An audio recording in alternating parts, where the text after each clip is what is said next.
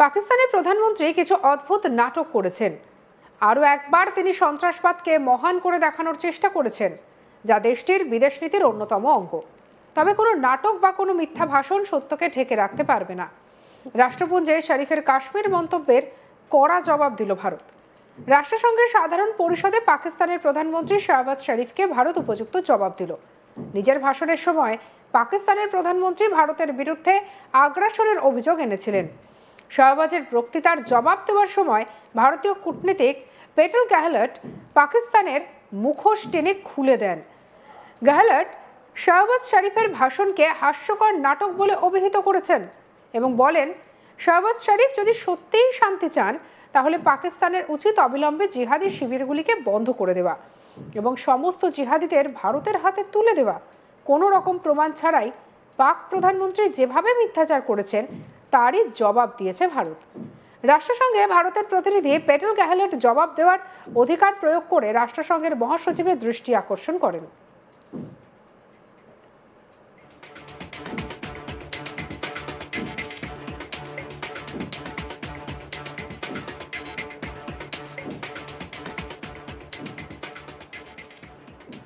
তিনি পাকিস্তানকে যোগ্য জবাব দিয়ে বলেন, এই সভায় পাকিস্তানের প্রধানমন্ত্রী কিছু অদ্ভুত নাটক করেছেন।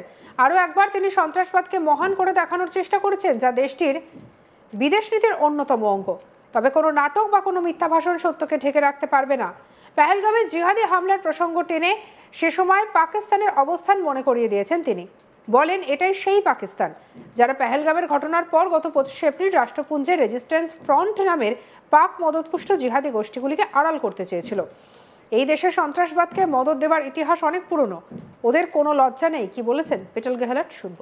Mr. President, this assembly witnessed absurd theatrics in the morning from the Prime Minister of Pakistan, who once again glorified terrorism that is so central to their foreign policy. This is the very same Pakistan which, at the UN Security Council on 25th April 2025, shielded the Resistance Front, a Pakistani-sponsored terror outfit, from the responsibility of carrying out the barbaric massacre of tourists in the Indian Union territory of Jammu and Kashmir. Its ministers have just recently acknowledged that they have been operating terrorist camps for decades. It should come as no surprise that once again this duplicity continues, this time at the level of its Prime Minister. ভারতীয় হামলার পর পাকিস্তানি সেনাবাহিনী কিভাবে যুদ্ধবিরতির আবেদন করেছিল তা পেটেল গেহলট জানিয়েছেন। তিনি বলেন, ভারতের সঙ্গে সাম্প্রতিক যুদ্ধবিরতি সম্পর্কে পাকিস্তানের প্রধানমন্ত্রী একটি অদ্ভুত তথ্য দিয়েছেন। এই বিষয়ের রেকর্ড স্পষ্ট। 9 মে পর্যন্ত পাকিস্তান ভারতের উপর আরও আক্রমণের হুমকি দিচ্ছিল, কিন্তু 10 মে পাকিস্তানের সেনাবাহিনী সরাসরি আমাদের কাছে যুদ্ধ বন্ধ করার আবেদন জানায়। ইতিমধ্যে ভারতীয় সেনাবাহিনী বেশ কয়েকটি পাকিস্তানি বিমান ঘাঁটি ধ্বংস করে। সেই ক্ষতির ছবি জনসমক্ষে রয়েছে। পাক প্রধানমন্ত্রী শাহবাজ শরীফ বলেন, পেহেলগামে ঘটনার তদন্তের জন্য একটি স্বাধীন আন্তর্জাতিক সংস্থার কাছে প্রস্তাব দিয়েছিলাম। ভারত তা প্রত্যাখ্যান করে এই ট্র্যাজেডি থেকে রাজনৈতিক সুবিধা নিতে চেয়েছিল। তারা আমাদের শহরগুলোতে আক্রমণ করেছিল এবং আমাদের নিরীহ নাগরিকদের টার্গেট করেছিল। ফিল্ড মার্শাল আসিম মুনিরের নেতৃত্বে আমাদের বীর সশস্ত্র বাহিনী শত্রুর আক্রমণ প্রতিহত করেছে। বিমান বাহিনীর প্রধান মার্শাল জাহির বাবর সিধু 7টি ভারতীয় বিমান ধ্বংস করে দিয়েছে। কি বলেছেন শাহবাজ শরীফ শুনব। India sought to extract political gains from a human tragedy by spurning my sincere offer of an independent international investigation into the Pahalgam incident. Instead, it attacked our cities and targeted our innocent civilians. When our territorial integrity and national security were violated, our response was in accordance with the right of self-defense under Article 51 of United Nations Charter. Our valiant armed forces, under the stellar leadership of Field Marshal Syed Asim Munir, mounted an operation of stunning professionalism, bravery and acumen, repulsing the enemy's attack under Air Chief Marshal Zahir Babar Sidhu. Our falcons took flight and etched their answer across the skies, resulting in 7 of the Indian jets turned to scrap and dust. A decisive response.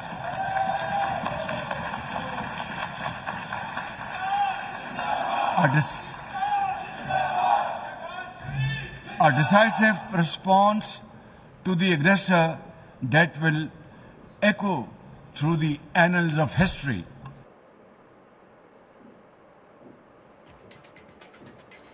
দিন কয়েক আগে ঝাড়খণ্ডের রাঁচির এক অনুষ্ঠানে অনিলের কথায় উঠে এসেছে operation সিন্দুর অভিযানের সাফল্য এবং ভারতীয় সেনাবাহিনীর দক্ষতার প্রসঙ্গ। তিনি এই প্রসঙ্গে ব্যাখ্যা দিতে গিয়ে বলেন, অপারেশন সিন্দুর পরিকল্পনা করে ভারত। 7ই মে রাত 1টা থেকে 1:30টার মধ্যে পাকিস্তান এবং পাক অধিকৃত কাশ্মীরের 9টি জঙ্গি ঘাঁটি গুঁড়িয়ে দেয় ভারতীয় সেনা। মধ্যরাতে অভিযান করার নেপথ্যে ছিল 2টি কারণ।